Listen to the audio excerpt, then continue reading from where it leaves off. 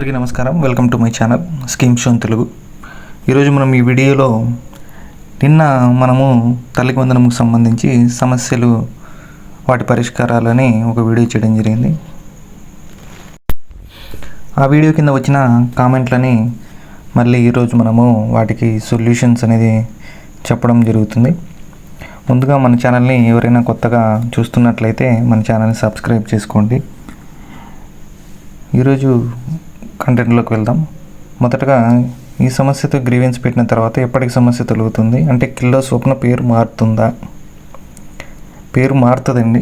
ఎందుకంటే అందులో ఇప్పుడు దీని గురించి మొట్టమొదటగా మన ఛానల్లోనే చెప్పడం జరిగింది. అందరికీ ఇలా 9 వస్తున్నాయి, కిల్లో స్వప్న అని స్టేట్ వైడ్ కామన్గా వస్తుందని మొట్టమొదటగా యూట్యూబ్లో మన ఛానల్లోనే చెప్పడం జరిగింది. కాబట్టి మీరు చెక్ చేసుకోవచ్చు. ఇది అంటే అక్కడ డేటా అనేది తప్పుగా నమోదు చేయడం జరిగింది. దాన్ని మనం కరెక్ట్ చేసుకోవాలి అంటే గ్రీవెన్స్ రైట్ చేయాలి. Invalid mother Aadhaar or father or guardian Aadhaar అని గ్రీవెన్స్తో మనం గ్రీవెన్స్ రైట్ చేసి మన ఆ డేటా అనేది కరెక్ట్ చేసుకోవాలి. కరెక్ట్ చేసుకున్నప్పుడు మాత్రమే అక్కడ ఆ ఆధార్ నెంబర్ ఆ పేరు అనేది వెళ్ళి మన అంటే ఆ స్టూడెంట్ యొక్క mother father or guardian Aadhaar details అనేవి ఎంటర్ చేయబడి వారికి లబ్ధి చేకూర్చడం జరుగుతుంది. కిల్లో స్వప్న ఉన్నంత వరకు మనకు లబ్ధి అయితే రాదు. గవర్నమెంట్ ట్రై చేసినా కూడా పేమెంట్ అనేది ప్రాసెస్ అవ్వదు. ఎందుకంటే అది కరెక్ట్ డేటా కాదు కాబట్టి. అలాగే కొంతమంది డిజిటల్ అసిస్టెంట్లు ఇది సరైన ప్రాసెస్ కాదు, ప్రభుత్వం గ్రీవెన్స్ తీసుకోమని ఆదేశిస్తే అవుతుంది. ఈ సమస్యతో గ్రీవెన్స్ పెట్టిన తర్వాత ప్రభుత్వం నుండి గ్రీవెన్స్ తీసుకోమని ఆదేశాలు వస్తే ఇదే సమస్యతో గ్రీవెన్స్ పెట్టడం అవ్వదు. అప్పుడు ఏం చేస్తారు? అందుకే ఇప్పుడు ఈ సమస్యతో గ్రీవెన్స్ పెట్టడం సరికాదని అంటున్నారు. ఇది ఎంతవరకు మీరు చెప్పిన విధంగా ముందుకు వెళ్ళగలము? ముందుకు వెళ్తే మా డిజిటల్ అసిస్టెంట్ చెప్పినట్లు ఏమైనా సమస్య వస్తుందా? ముందుగా ఒకటండి, గవర్నమెంట్ ఎప్పుడు ఒక సమస్య మీద గ్రీవెన్స్ తీసుకోమని స్పెసిఫిక్గా చెప్పదు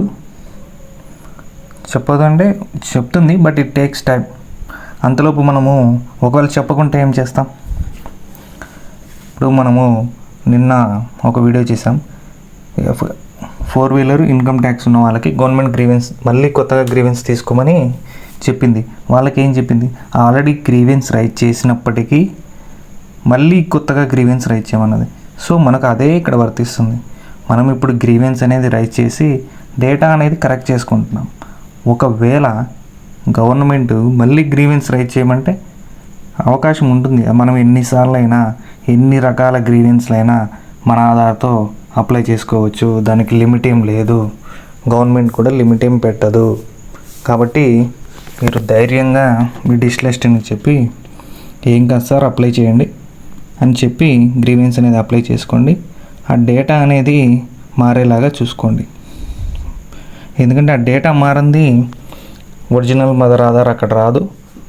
ఒరిజినల్ మదర్ ఆధార్ డీటెయిల్స్ అవి రానప్పుడు గవర్నమెంట్ పేమెంట్ చేసినా కూడా పేమెంట్ అనేది పడదు.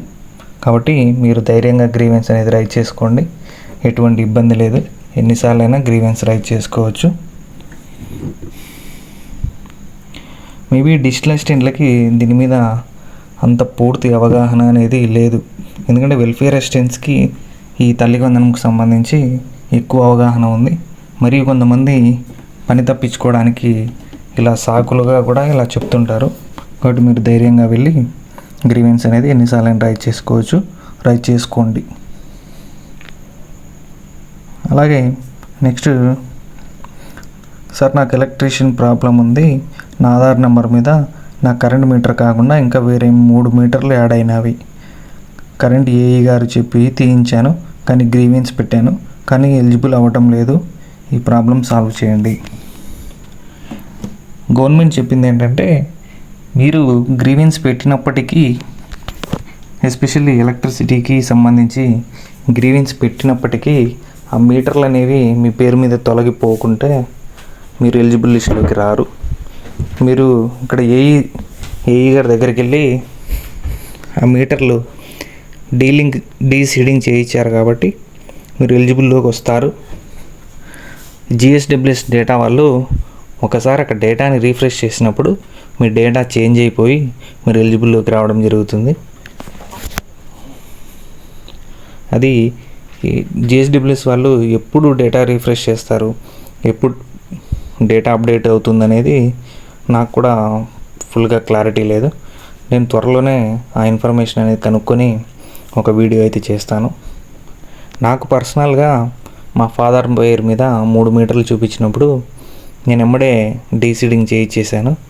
నాకు వితిన్ 1 or 2 డేస్లో అప్డేట్ అయింది. కానీ ఇప్పుడు చాలామంది అప్డేట్ అవ్వట్లేదు అని చెప్తున్నారు. మరి దానికి కరెక్ట్ రీజన్ అనేది నేను కనుక్కొని దాని మీద ఒక ఫుల్ వీడియో అయితే చేస్తాను. అలాగే ఈ వీడియోలో మీరు చెప్పినట్టు మొబైల్ ఫీడ్ చేయగలమా సచివాలయంకి వెళ్ళకుండా? మొబైల్లో అయితే గ్రీవెన్స్ అనేది రైజ్ చేయలేము. ఒకవేళ మనము మన మిత్ర వాట్సాప్ ద్వారా గ్రీవెన్స్ రైజ్ చేసినప్పటికీ అది అనేది వ్యాలిడ్ అవ్వదు. సో మనము సచివాలయంకి వెళ్ళి డిఏ లాగిన్లో మాత్రమే గ్రీవెన్స్ అనేది రైజ్ చేసుకోవాలి. ఇంకోటి, సచివాలయంలో అడిగితే లిస్ట్లో మా పెద్ద బాబు పేరు మాత్రమే చూపిస్తుందండి, చిన్న బాబు పేరు చూపించడం లేదు. రీజన్ ఏంటో చెప్పండి. ఇలాంటి సమస్యలు ఉన్నాయని గవర్నమెంట్ మనకి చైల్డ్ ఆధార్తో స్టేటస్ చెక్ చేసుకునే ఆప్షన్ ఇవ్వడం జరిగింది. కాబట్టి మీరు ఒకసారి సచివాలయంకి వెళ్ళి మీ చిన్న బాబు యొక్క ఆధార్ నెంబర్తో ట్రాక్ అప్లికేషన్లో స్టేటస్ చెక్ చేసినట్లయితే మనకు అసలు ప్రాబ్లం అనేది తెలుస్తుంది. ఇక్కడ చైల్డ్ ఆధార్తో చెక్ చేసినప్పుడు మనకు అక్కడ ఓన్లీ బేసిక్ డీటెయిల్స్ మాత్రమే కనిపిస్తే ఆ పిల్లవాడు ఎలిజిబుల్ ఆర్ ఇన్ఎలిజిబుల్ లిస్ట్ రెండిట్లో లేడు అని అర్థం. కాబట్టి అలాంటప్పుడు ఆ పిల్లవాడికి మనము child list eligible but not in both list అనే గ్రీవెన్స్ అనేది రైజ్ చేసుకోవాలి. అప్పుడు మాత్రమే ఆ పిల్లవాడు ఎలిజిబుల్ లిస్టులోకి రావడానికి అవకాశం ఉంది. అలాగే ఐబ్రో మా పాప ఫస్ట్ క్లాస్ ఎలిజిబుల్ లిస్ట్లో నేమ్ లేదు, ఇన్ఎలిజిబుల్ లిస్ట్లో నేమ్ లేదు, గ్రీవెన్స్ పెట్టాము July 15th. చైల్డ్ ఐడి కొడితే Aadhaar is not house hold database అని నాట్ డేటాబేస్ అని వచ్చింది.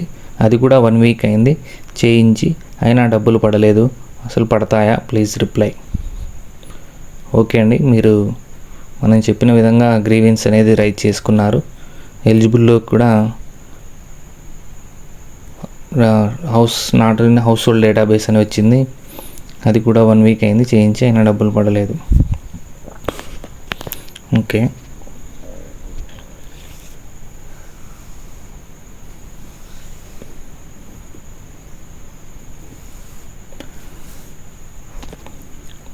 ఇప్పుడు ఒకసారి మీ పాప ఆధార్తో చెక్ చేయించండి. అక్కడ రిమార్క్ ఏమొస్తుందో చూడండి. ఒకవేళ eligible and to be paid అంటే పేమెంట్ అనే గ్రీవెన్స్ చేయండి. ఇక్కడ ఇంకొక ముఖ్యమైన ఇన్ఫర్మేషన్ ఏంటంటే, గవర్నమెంట్ ఎప్పుడో ఒక స్పెసిఫిక్ డేట్ మనకి పేమెంట్ అనేది చేస్తుంది. అంతేకాని మనం ఎలిజిబుల్లోకి రాగానే మనకి పేమెంట్ అయితే చేయదు. గవర్నమెంట్ పలానా రోజు అనుకుంటుంది, ఆ పలానా రోజుకి ఎవరైతే ఎలిజిబుల్లోకి వస్తారో వాళ్ళందరికీ పేమెంట్ చేయడం జరుగుతుంది. అంతేకాని ఈరోజు 10 మంది అయ్యారు, వీళ్ళు 10 మందికి డబ్బులు వేయండి, రేపు 1000 మంది అయ్యారు 1000 మందికి వేయండి అని అట్లా గవర్నమెంట్ ఎప్పుడు చేయదు. ఒక స్పెసిఫిక్ టైం పీరియడ్ పెట్టుకుంటుంది. ఆ టైం పీరియడ్ అయిపోయేసరికి ఎవరైతే ఎలిజిబుల్లో ఉంటారో వాళ్ళందరికీ గవర్నమెంట్ డబ్బులు అనేది రిలీజ్ చేయడం జరుగుతుంది. అలాగే అప్లికేషన్ డేట్ దగ్గర నేమ్ మారిపోయింది, ఇన్ఎలిజిబుల్ అంటున్నారు. అసలు ఎన్ని ప్రాబ్లమ్స్ ఏంటో అర్థం కావట్లేదు. అప్లికేషన్ డేట్ దగ్గర నేమ్ మారిపోవడం ఏంటంటే నాకేం అర్థం కావట్లేదు. మేబీ మీ చైల్డ్ ఆధార్తో చెక్ చేసినప్పుడు మదర్ ఆధార్ దగ్గర కిల్లి స్వప్న అని వచ్చి ఉండొచ్చు అని నేను అనుకుంటున్నాను.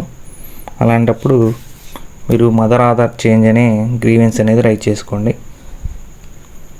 అలాగే హలో సార్, గ్రీవెన్స్ మన ఫోన్ వాట్సాప్లో రైజ్ చేశాను, 2 రోజుల తర్వాత రిజెక్టెడ్ అని వచ్చింది.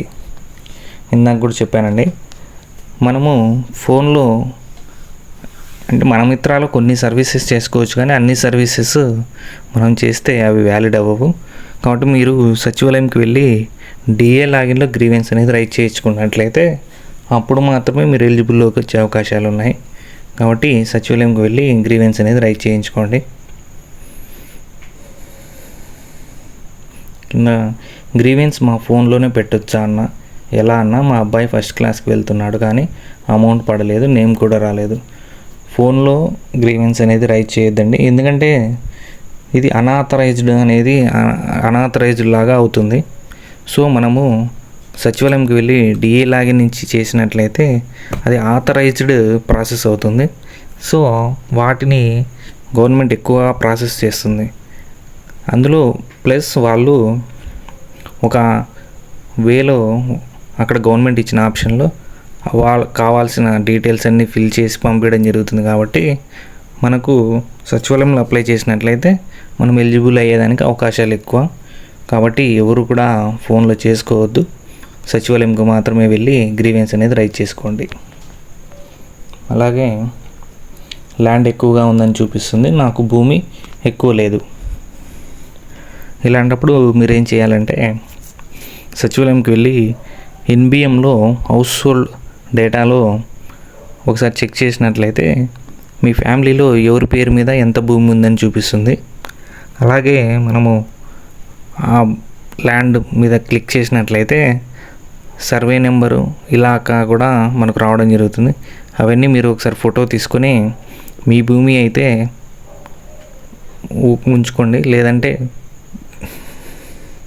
ఎంఆర్ఓ గారికి చెప్పి ఇది మా భూమి కాదని చెప్పి ఒక అర్జీ రాసి ఇచ్చినట్లయితే వాళ్ళు ఆధార్ సీడింగ్ అనేది తీసేస్తారు. ఇక్కడ భూమి సమస్యల్లో ఒక ప్రధాన సమస్య ఒకటి ఎదురైందండి. రీసర్వే జరిగిన విలేజెస్లో జాయింట్ ఎల్పిఎమ్స్ అనేది పెట్టడం జరిగింది. అంటే ఒక 10 మంది రైతులకి 5 మంది రైతులకి ఒకటే ఎల్పిఎం నెంబర్ అనేది ఇవ్వడం జరుగుతుంది. సో అప్పుడు ఏమవుతుందంటే 5-10 మంది రైతులకి ఎంతైతే భూమి ఉందో అంత భూమి మొత్తం కూడా ప్రతి ఒక్క పర్సన్కి చూపించడం జరుగుతుంది. అలాంటి టైంలో చాలామంది ఆ కారణం వల్ల చాలామంది ఇనెలిజిబుల్ అవ్వడం జరిగింది. ఇది గవర్నమెంట్ దృష్టికి కూడా వెళ్ళింది. ఇలా జాయింట్ ఎల్పిఎమ్స్ వల్ల చాలామంది ఇనెలిజిబుల్ అయ్యారని, అవన్నీ తీసేయండి అని కూడా గవర్నమెంట్ సర్వేయర్స్కి చెప్పడం జరిగింది. ఇది ఆల్రెడీ జరుగుతూ ఉంది కూడా ప్రాసెస్.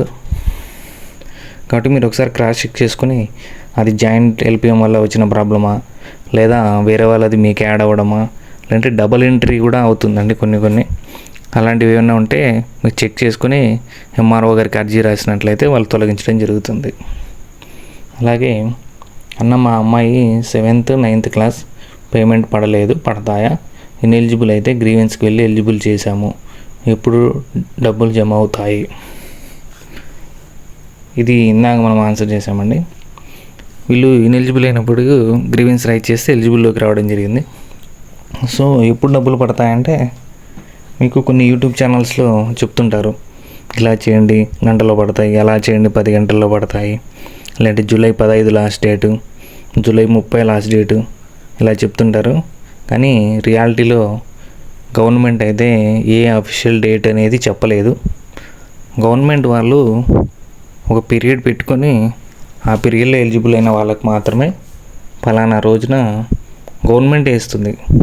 ఈవెన్ ఎంప్లాయీస్ కూడా చెప్పట్లేదు పలానా రోజు తల్లికి వందనంకి సంబంధించి డబ్బులు అనేవి జమ చేస్తామని.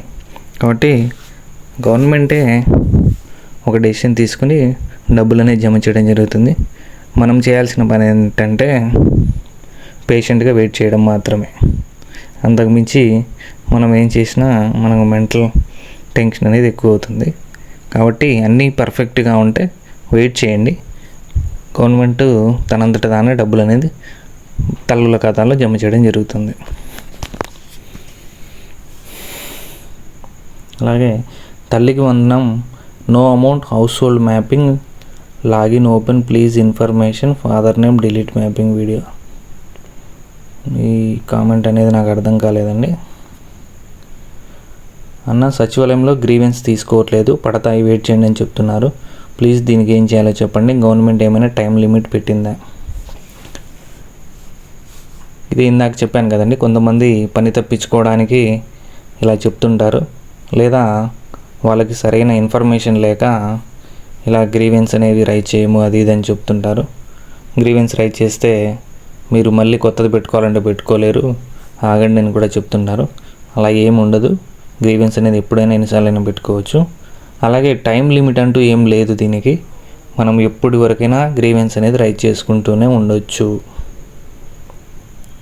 గవర్నమెంట్ అఫీషియల్గా తల్లికి వందనం డబ్బులు జమ చేయడం పూర్తయిందని చెప్పేంత వరకు కూడా మనము ఈ గ్రీవెన్స్ అనేది రైజ్ చేసుకోవచ్చు.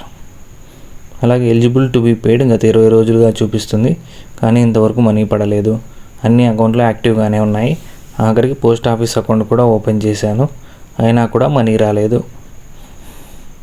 అది ఇందాకే చెప్పానండి. మనము ఎలిజిబుల్ అని రాగానే గవర్నమెంట్ మనకు డబ్బులు వేసేస్తుందేమో అన్న ఊహలో జనాలందరూ ఉంటున్నారు. అలా ఎప్పటికీ జరగదు. గవర్నమెంట్ ఒక డేట్ అనుకుంటుంది, ఆ డేటును మాత్రమే డబ్బులు అనేవి జమ చేయడం జరుగుతుంది. మనం చేయాల్సిందల్లా కామ్గా వెయిట్ చేయడం మాత్రమే. తల్లి చనిపోయింది, పిల్లలకు పడలేదు. తల్లి చనిపోయినప్పుడు మీరు ముందుగా మదర్ డెత్ అనే గ్రీవెన్స్ రైజ్ చేసినట్లయితే ఫాదర్ ఆర్ గార్డియన్ ఆధార్ అక్కడ ఇస్తే ఆ డీటెయిల్స్ చేంజ్ అయ్యాక మీరు పేమెంట్ అనే గ్రీవెన్స్ అనేది రైజ్ చేసినట్లయితే మీకు అమౌంట్ అనేది పడుతుంది. అలాగే కరెంట్ మోర్ దాన్ 300 అని చాలా మోసం చేసింది. అప్డేట్ చేస్తే అర్థమవుతుంది పాత డేటాతో పథకం ఇచ్చారు అని. ఇది కరెంటు మీటర్కి సంబంధించి ఎలా ఉంటుందంటే అండి, గత 6 నెలల డేటా ఎలక్ట్రిసిటీ కన్జంప్షన్ అనేది యావరేజ్ తీసుకోవడం జరుగుతుంది. ఆ 6 నెలల యావరేజ్ ఎలక్ట్రిసిటీ కన్జంప్షన్ 300 యూనిట్లు దాటినట్లయితే వాళ్ళందరినీ ఎలిజిబుల్ చేయడం జరుగుతుంది.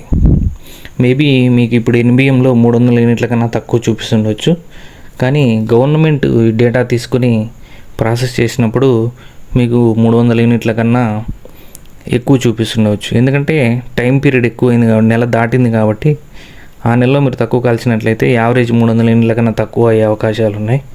కాబట్టి మీరు ఒకసారి ఎలక్ట్రిసిటీ అని గ్రీవెన్స్ రైజ్ చేసుకోండి.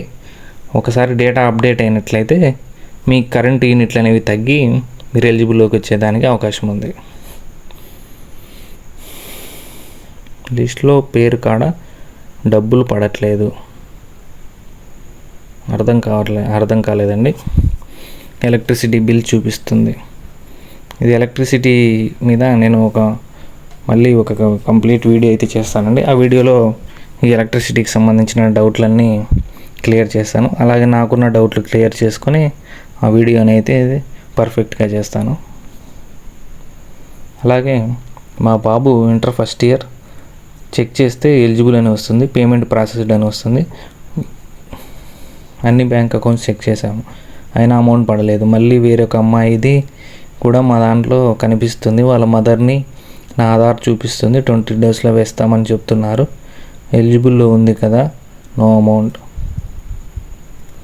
మళ్ళీ వేరొక అమ్మాయి ఇక్కడ మనం ఇందాక చెప్పినట్లు పేమెంట్ ప్రాసెస్ అని రాగానే or eligible to be paid, eligible and paid అని రాగానే మనకు అమౌంట్ అయితే పడదు.